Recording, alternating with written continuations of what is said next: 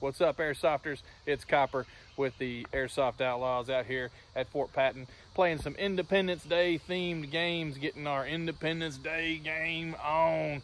So we're going to tell you about a couple of games that you can play and try at your field. The first game has to do with a few of these little patriotic pinwheels and just some of these small little American flags, but you could use whatever. What we have done is we have taken this $100,000 piece of lumber right here and drilled some holes in it to put 13 American flags in there, representing the 13 colonies. And then we got an equal number of these patriotic pinwheels over here for the redcoats. And then we had some holes drilled in the middle, which the players have to come and get their flag or pinwheel and stick it in the hole, like so. And what we did was we set this up for a 30-minute time limit, and at the end of 30 minutes, whoever had more of their item in there won the game. We had this game set up where if all the slots got filled up, the game would be over, but that didn't happen. We ran the clock out.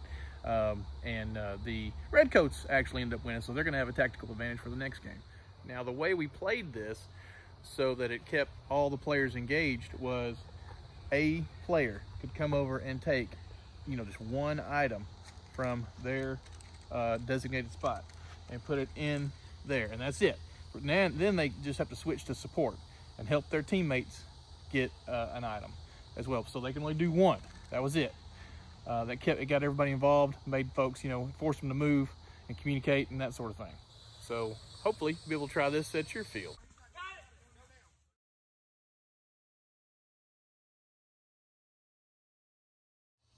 So the second game that we did today was the Battle for America is what we called it, but really it's just a domination game with the flags and things. And I was going to show you though, a little bit how we did this. I don't think I've done that in one of our past videos. I may have talked about it. But we have just a 2x4 with some rope and a couple little eye bolts, top and bottom, so the rope will go up and down.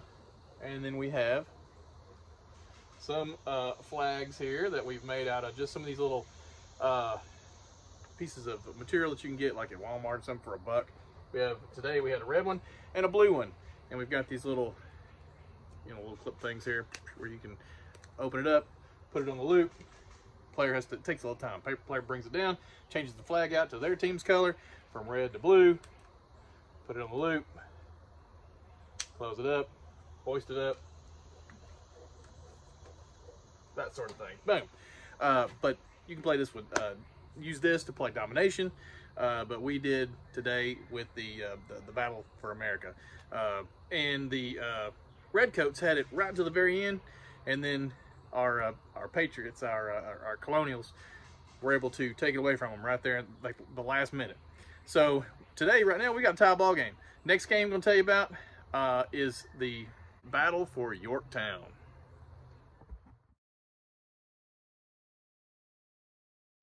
The third game we had today was called the Battle of Yorktown, and like General Cornwallis, we had everyone on the redcoats team. We had them. See this all these field cones right here? They go around and they form a little circle around a few of these buildings out here. And so all the redcoats had to be inside that circle. They owned those buildings, and that's where they respawned as well. Here's the catch. They had 2 respawns. So they start off alive, they get hit, go back into one of the 3 buildings that they had here, and they could respawn. Get hit again, they can go respawn. Get hit again, they were out. They had to leave the field, they were out.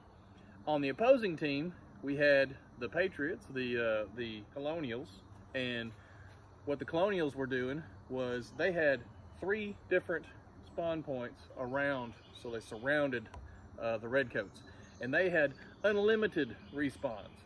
So they could run in and do crazy stuff, trying to get these folks hit and take over their buildings.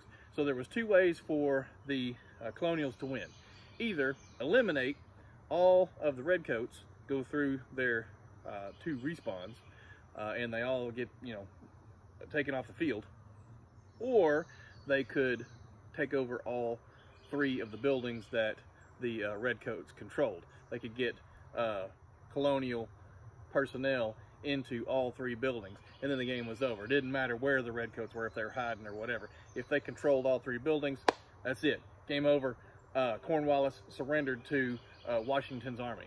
And this time, the Colonials won, and they also did it in, I'm not sure, it might be record time. It was 10 minutes is how long it took them. So didn't take long at all to wipe them out. But it was super fun. It was at the end of the day. Everybody was tired anyway, and we were cooking up hot dogs and stuff, so we were ready to eat anyway. So, but what you could do is you could do that in rounds. You could also back the spawn points up, because we brought them in kind of close to keep the gameplay real, fast and furious. And that's the way it played out. It was really pretty cool. But anyway, something to try at your field. So I hope you're able to take some of these game ideas and try them at your field. I hope you all have a safe Independence Day, and keep it safe, keep it mil sim.